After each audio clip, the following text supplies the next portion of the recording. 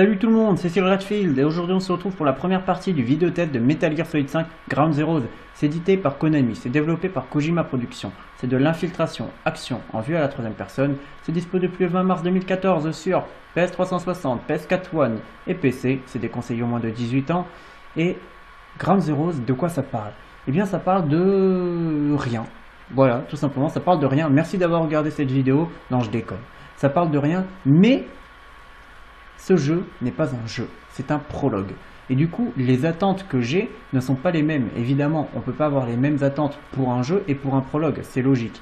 Donc, j'ai été obligé de m'adapter un petit peu concernant ce test, et j'ai été obligé en fait de le diviser en deux parties, mais de manière différente. Dans cette première vidéo, je vais vous donner mon avis sur le jeu en tant que jeu, et je vais prendre en compte des choses que je prends en compte lorsque j'évalue des jeux en fait que j'achète. Donc tous les tests que je vous ai fait jusqu'à présent, j'ai pris en compte certaines choses, certaines caractéristiques qui sont l'essence même du jeu vidéo, comme l'aspect technique, le gameplay, ce genre de choses. Et c'est vrai que c'est des choses dont je me sers pour c'est des choses. Ça fait beaucoup de choses en peu de temps là, non? C'est des éléments. Voilà. Tiens, changeons de mots. C'est des éléments en fait que je prends en compte pour vous donner mon avis sur un jeu. Ces éléments, je vais les utiliser pour vous donner mon avis sur le jeu Ground Zeroes en tant que jeu. Donc je vais vous donner mon avis sur le gameplay du jeu, sur la technique du jeu et d'autres éléments. Dans la deuxième vidéo, je vous donnerai mon avis sur Ground Zeroes, non plus en tant que jeu, mais en tant que prologue. Pourquoi? Parce que pour moi, il est important de se focaliser sur l'aspect scénaristique et l'intérêt de ce prologue. Est-ce que, une fois que The Phantom Pain sera sorti, dans moins d'un mois, enthousiasme! Concentre-toi. Tu es occupé, tu fais une vidéo, tu fais un test en plus de Ground Zeroes, commence pas à t'exciter sur le Phantom Pain, c'est pas bien, c'est pas le moment, attends de finir ta vidéo. Concentration. C'est bon, je suis reparti. Je vous disais, avant de partir en live, que il est important pour moi d'avoir un avis sur le jeu en tant que jeu, mais aussi sur le jeu en tant que prologue, et me focaliser davantage sur la pertinence et l'intérêt de ce prologue, et sur tous les éléments scénaristiques introduits par ce prologue. Mais ça, on verra ça dans la deuxième vidéo, si j'arrive à finir cette première vidéo un jour. Je vais commencer par vous parler de l'aspect technique de ce Ground Zeroes. Alors tout d'abord, je voudrais faire une petite précision. Guns of the Patriot est pour moi l'un des plus beaux jeux de la génération PlayStation 3. C'était l'un des plus beaux jeux lorsque je l'ai fait pour la première fois, et c'est l'un des plus beaux jeux encore aujourd'hui. Si je fais un classement des 5 plus beaux jeux PlayStation 3, il est logiquement dans les 3 premiers. Vraiment. C'était une claque lorsqu'il est sorti pour moi, et c'est toujours une claque aujourd'hui. Donc voilà, c'est déjà le premier point que je voulais préciser. C'était important, je pense, pour moi, pour vous, de savoir ce que je pense de Metal Gear Solid 4 sur un plan purement technique. Attention. Ben non, je voulais le jeter dans l'eau. Bon.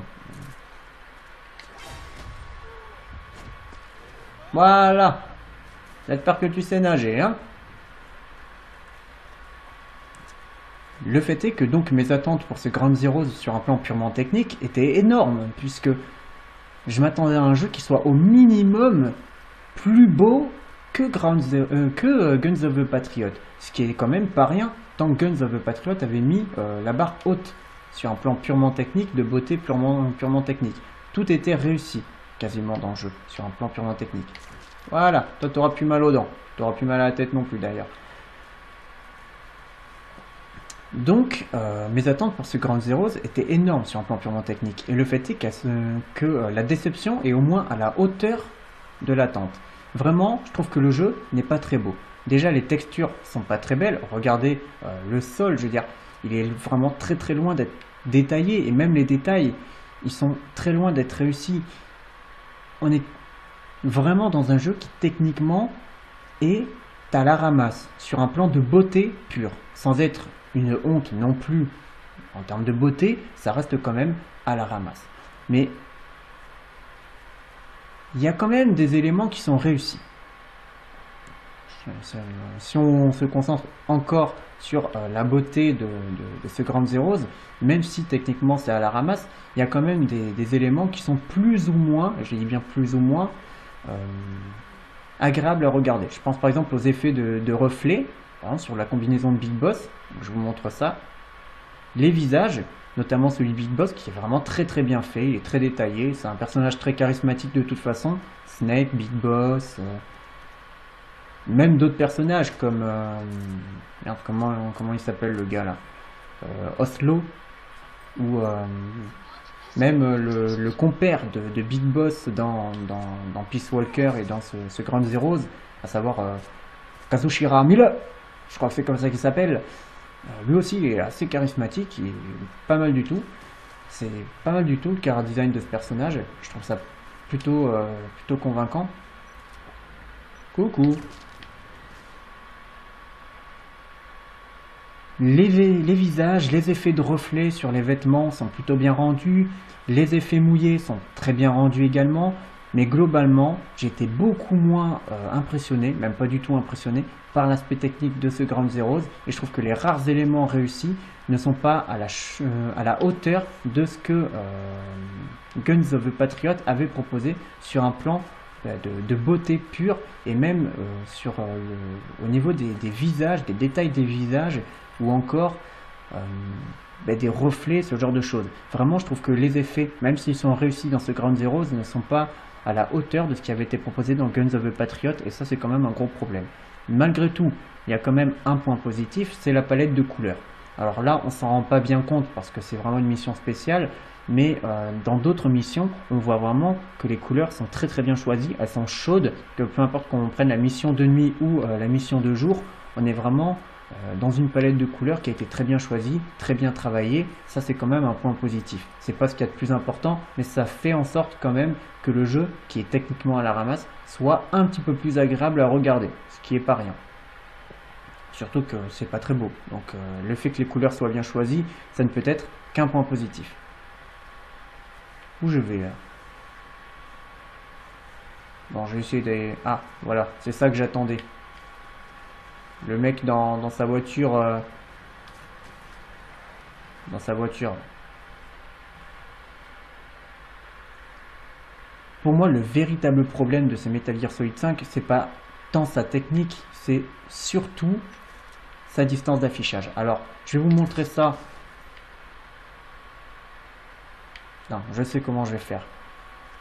Je vais me mettre là et je vais vous montrer ça. La distance d'affichage, vous allez voir à quel point elle est honteuse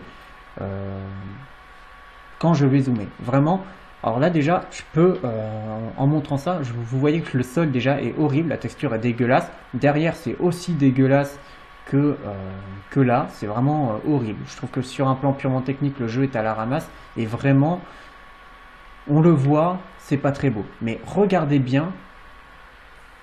Regardez bien. Je vais zoomer, on va voir. Regardez-moi cette distance d'affichage. Qu'est-ce que c'est que ça? Qu'est-ce que c'est que ça? Vous avez vu? Même les caisses apparaissent. Je veux dire, à la limite, l'herbe, je veux dire qu'elle apparaisse un peu, bon, c'est plus ou moins logique. Mais même les caisses, regardez-moi ça. Les caisses, mais même ça, par exemple, si je m'éloigne et que je zoome, regardez, même les ombres, la distance d'affichage est vraiment honteuse. Je suis désolé, mais elle est honteuse. Vraiment, on est dans quelque chose qui, techniquement, est pas très beau, mais en plus de ça, la distance d'affichage est très loin d'être à la hauteur de ce qu'on peut attendre d'un jeu PlayStation 4. Même d'un jeu PlayStation 3 d'ailleurs. Surtout que l'environnement est assez petit, assez limité. On est très loin d'un monde ouvert, mais ça c'est logique. Puisque ce n'est pas un monde ouvert, ce Ground Zeroes. Phantom Pain sera un monde ouvert. Mon excitation grimpe en flèche, parce que je parle de Phantom Pain. Mais bon, bref, ne changeons pas de sujet.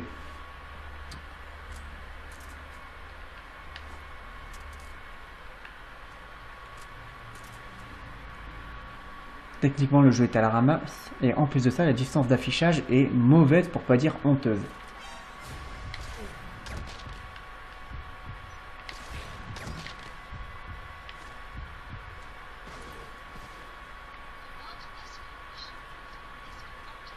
Donc, on peut dire que ce Ground Zeroes, déjà, il part pas très bien. Mais il y a d'autres choses qui sont plus importantes que l'aspect technique. Quand je pense à MGS, je pense à l'infiltration. Et du coup, je pense aux possibilités. Et les possibilités, elles sont pas uniquement importantes parce que le jeu est un jeu d'action-infiltration. Du coup, il y a des possibilités de gameplay. Les possibilités sont aussi mises en avant par le level design. Du coup, mes attentes pour le level design de ce Ground Zeroes sont importantes aussi, puisque c'est un jeu d'infiltration qui a en plus de ça un level design très réussi dans ses opus précédents, en tout cas ceux que j'ai fait. Donc forcément, je me dis que celui-là ne va pas déroger à la règle et sera au moins aussi bon sur un plan de level design pur que ses prédécesseurs. Le fait est que ce n'est pas du tout le cas. Le jeu est à la ramasse sur le plan du level design. Vraiment, je trouve que c'est pas très travaillé. Il y a très peu de possibilités. Je trouve même que le level design est feignant. Vraiment, à part contourner, monter sur quelques caisses ou sur quelques toits et ramper dans 3 ou 4 conduits, ben, on peut rien faire d'autre. Et vraiment, je trouve pas ça normal. Quand on voit les possibilités de MGS 3 ou les possibilités de MGS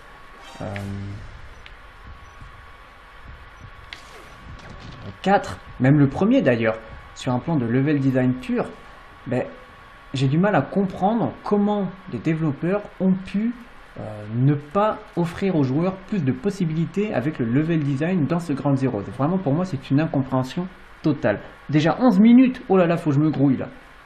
Faut que je me sorte les doigts, faut que je me manie. Parce que là, normalement, dans 4 minutes, je suis censé avoir fini. Sauf que je suis vraiment très loin d'avoir fini. Hein. Quand je regarde mes petites notes, là, je suis très loin d'avoir fini. Et en plus de ça, je suis en train de gaspiller du temps encore. Ok. Do you do? Non? Tant pis pour vous.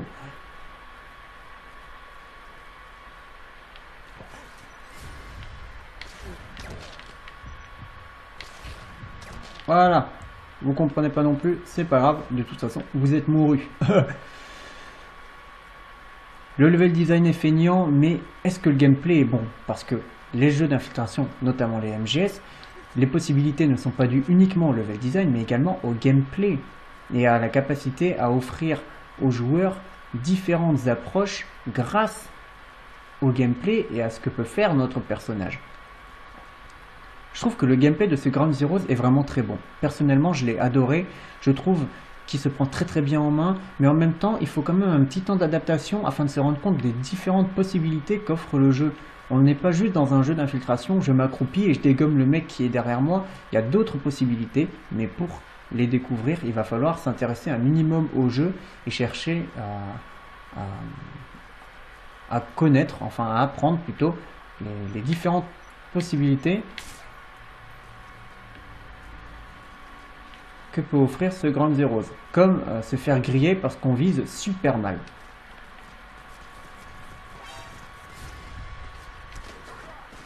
Tiens, dis donc toi, me repère pas, espèce de moche. Tiens, d'ailleurs, je tire une balle quand même, parce que...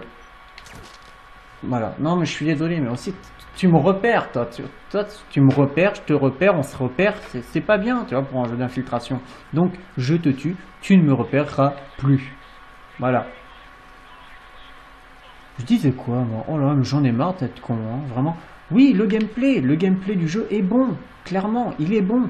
Il est bon dans l'action, il est bon dans l'infiltration, et c'est parce qu'il est bon que le jeu remonte un petit peu en termes de qualité. Parce que sinon, sans ça, la qualité ne serait pas au rendez-vous.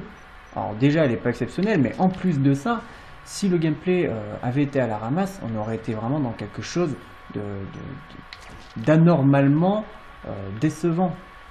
Et je dis anormalement parce qu'on parle de MGS là. On parle d'une des plus grandes licences du jeu vidéo du monde. On parle d'une licence qui a quand même apporté quelque chose à l'industrie du jeu vidéo. On parle pas d'une licence au rabais là. On parle de MGS. Et MGS c'est pas rien. Donc, les attentes sont énormes pour la saga. C'est logique. Et chaque nouvel opus, c'est un événement en soi. Surtout qu'il n'y en a pas tous les ans. Heureusement d'ailleurs. Mais le fait d'avoir des opus tous les 3-4 ans, ça fait que l'attente est encore plus grande que si on en avait un tous les 2 ans.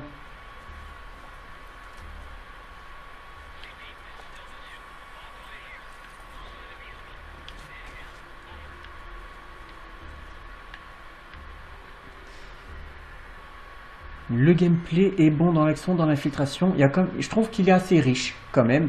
Il n'est pas non plus voilà, c'est pas un gameplay révolutionnaire, mais il est riche, il est bien pensé. Il y a vraiment très très peu de reproches que je peux lui faire. L'une de ces reproches, malheureusement, c'est le système de couverture qui est automatique. Et ça, déjà, c'est une mauvaise chose. Pourquoi? Parce que moi, j'aime bien être maître de mes actions. Il n'y a qu'un seul mâle dominant ici, et c'est moi.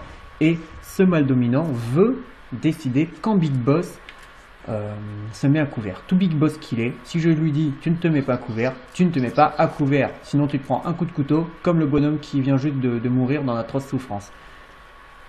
Et le problème, c'est qu'avec son système de couverture automatique, ben, j'ai du mal à prendre du plaisir lors de certaines séquences de jeu, mais surtout, je trouve que le jeu souffre d'une certaine rigidité. Alors cette rigidité, elle n'est pas énorme, elle ne gâche pas le jeu, mais elle est quand même présente et elle est flagrante, surtout lorsqu'on conduit des véhicules.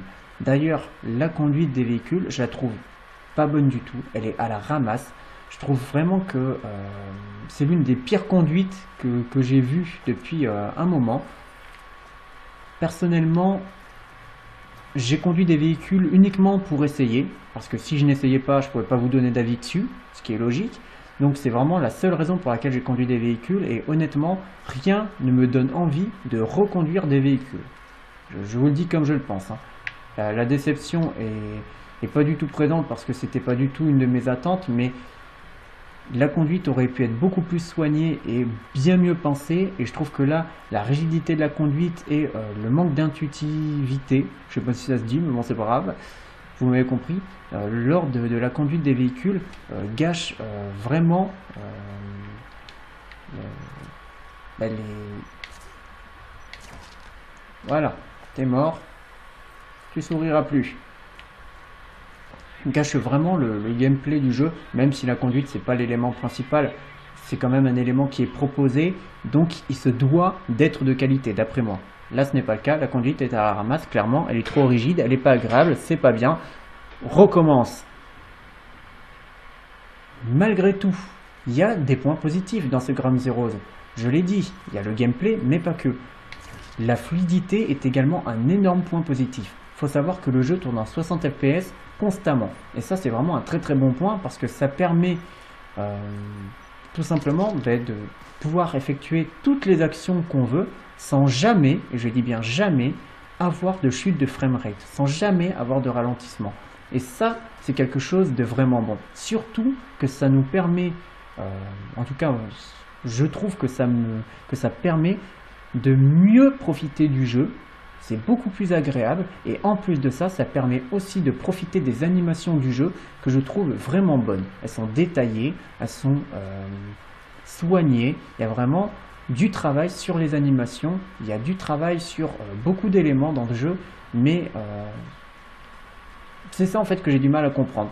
Comment peut y avoir autant de travail sur certains points comme les animations et aussi peu de travail sur d'autres points comme la technique ou la distance d'affichage, qui pour moi ont été bâclés, et je pense que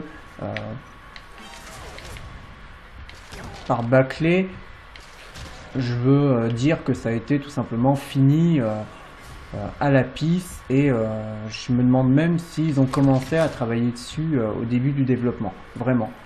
Je considère que la distance d'affichage est l'une des plus mauvaises que j'ai vues depuis une belle lurette. C'est dire à quel point je la trouve décevante. Mais au niveau des animations, les mecs ont fait du bon boulot. Clairement, les animations sont bonnes, elles sont détaillées, elles sont pas rigides. Je trouve qu'il y a du travail. Et lorsqu'on met Snake, tiens, je vais vous montrer ça tant qu'il n'y a personne. Il faut me mettre en position.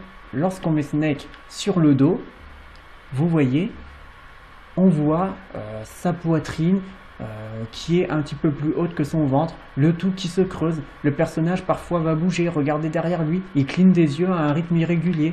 Il y a du détail sur certains points dans ce Ground Zeroes. Certains points ont été soignés clairement, mais d'autres points ont été bâclés.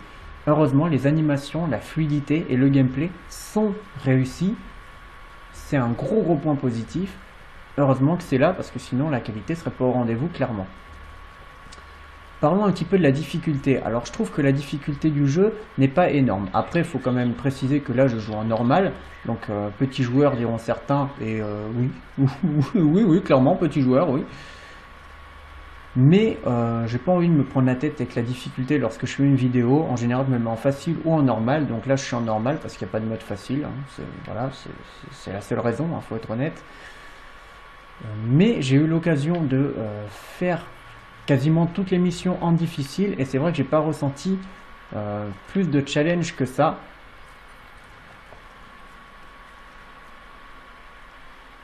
Je trouve que globalement, la difficulté est assez basse. Vraiment. Ça c'est dû à plusieurs choses. L'un de ces éléments, c'est la possibilité de ralentir le temps lorsqu'on est vu par un ennemi. Alors c'est une possibilité, c'est un élément de gameplay qui est désactivable. Alors, je tiens à préciser, comme ça fera plaisir à tous ceux qui considèrent que ça ne devrait pas être là. C'est désactivable. Moi je l'ai laissé parce que je trouve ça assez rigolo. Après, c'est pas quelque chose non plus d'exceptionnel. Je veux dire, qui va jouer à Metal Gear Solid Ground Zeroes pour le bullet time lorsqu'on se fait gauler? Personne. En tout cas, je crois pas. Putain, 20 minutes! Ah ouais, dans 5 minutes, faut que j'ai fini, quoi. On n'est pas sorti du bistrot, moi je vous le dis.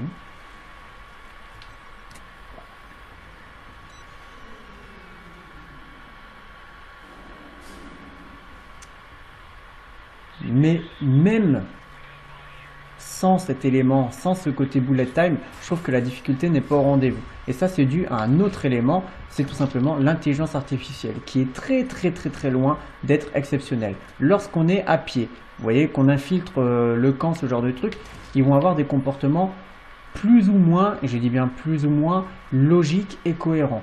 Mais ils vont parfois être d'une débilité affligeante. Et j'ai fait beaucoup d'expériences, j'ai fait beaucoup de tests pour voir à quel point l'IA du jeu était limitée. Et c'est avec grand déplaisir que j'ai constaté que l'IA était d'une nullité absolue, affligeante. En gros, c'est du n'importe quoi, c'est nul. Je vais vous donner des exemples, tout simple. Je ne vais pas vous en donner beaucoup, parce que je pense que ça ne servirait pas à grand chose. Mais je vais tenter de vous donner des exemples qui soient intéressant à mettre en avant lorsqu'on fait un test. Il faut savoir que lorsque un ennemi va vous voir, il va tout d'abord voir quelque chose sans l'identifier. À ce moment-là, vous avez une trace blanche qui apparaît à l'écran pour dire que vous êtes vu. Ça aussi, je crois que c'est désactivable.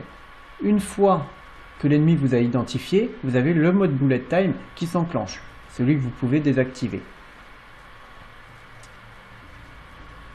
Lorsqu'un ennemi va vous voir, mais qu'il ne va pas vous identifier, son comportement souvent va être débile.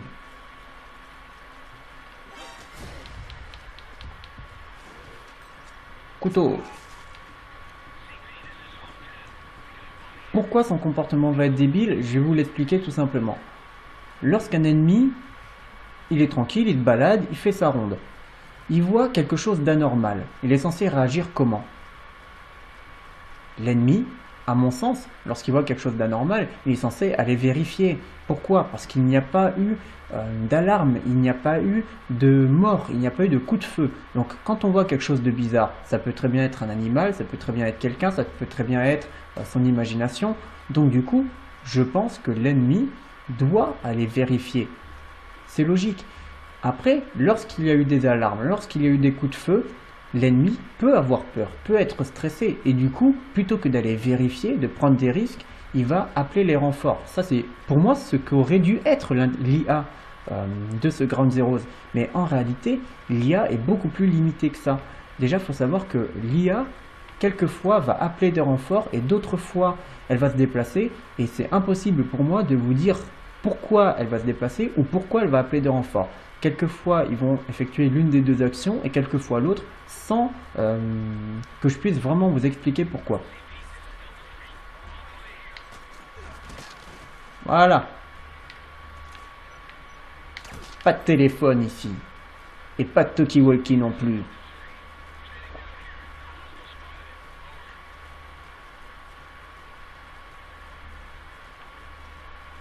Le problème, c'est que l'IA va avoir un comportement complètement aléatoire. Quelquefois, par exemple, je vais tuer un gars, et il y a un autre gars qui va être là-bas. Eh bien, il va appeler du renfort. Logique, il vient de voir un mec se faire dessouder devant ses yeux. Mais à d'autres moments, je vais venir, le mec, je vais le choper, je vais lui faire une prise, je vais le mettre à terre, je vais rester là, et le mec, il va regarder, et ensuite, il va se barrer. C'est pas logique. Je viens d'assommer un mec juste devant toi, et je me mets en plein milieu, ici, je suis à la découverte, et tu vas pas me repérer. Pourquoi? J'ai du mal à comprendre. Si vous appelez l'hélicoptère dans une zone infestée d'ennemis, l'hélicoptère va venir, il va voir tous les ennemis, mais il va venir, il va se poser, il va attendre 30 secondes avant de se renvoler. En vrai, il aurait explosé l'hélicoptère. Les ennemis vont simplement tirer sur l'hélicoptère, mais ils devraient l'exploser, ils devraient prendre les canons anti-aériens là et le dégommer cet hélicoptère. Mais en vrai, ils vont prendre leur petit pistolet et ils vont shooter l'hélicoptère. Complètement débile. C'est un comportement stupide, je suis désolé, il n'y a pas d'autre mot. Et je vais vous donner un dernier exemple que je trouve vraiment très très drôle. Alors, il y a une mission dans laquelle on est à l'arrière d'un camion. Voilà, on commence la mission, on nous fait le briefing, on est à l'arrière d'un camion. Le but, en fait, de la mission, c'est d'aller dans la base pour tuer un gars.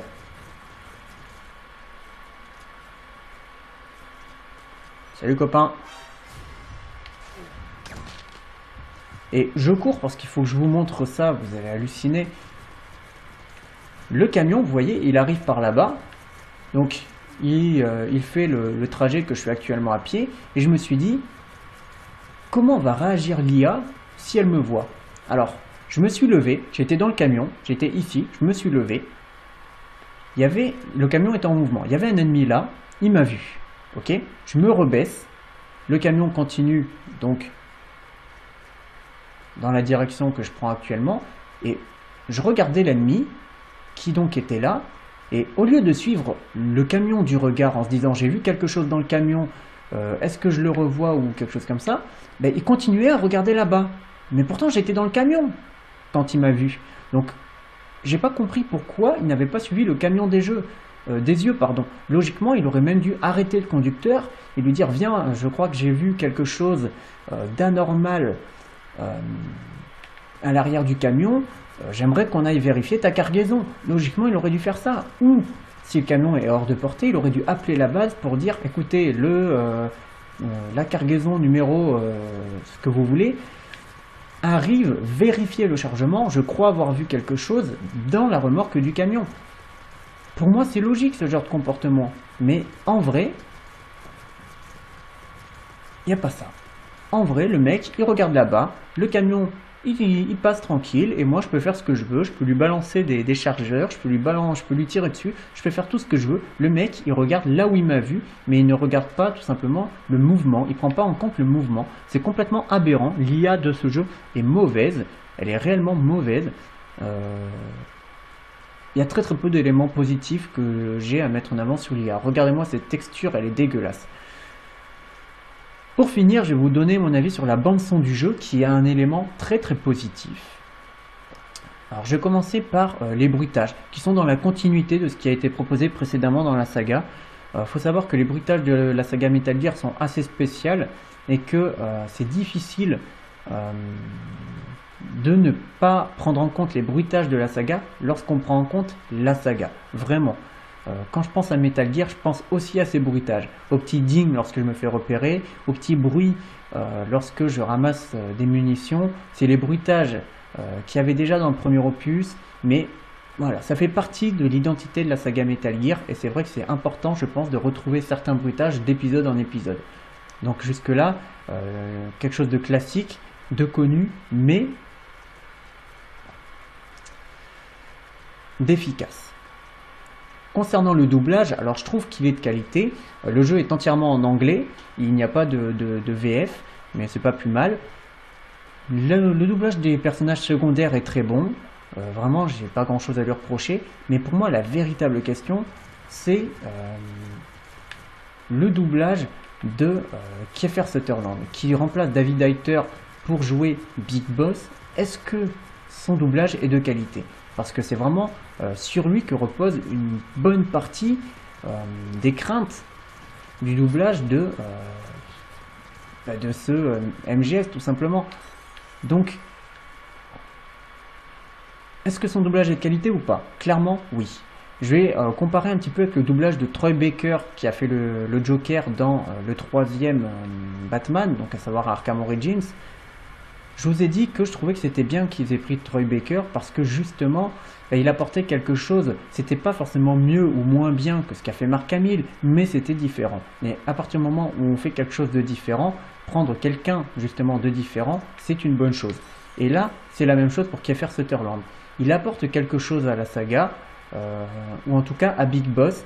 Il arrive à avoir un timbre de voix qui colle parfaitement au personnage sans copier ce qu'avait fait David Hayter. Et ça, je trouve que c'est une bonne chose. Certains vont peut-être regretter le doublage de David Hayter. C'est vrai qu'il avait une voix particulière.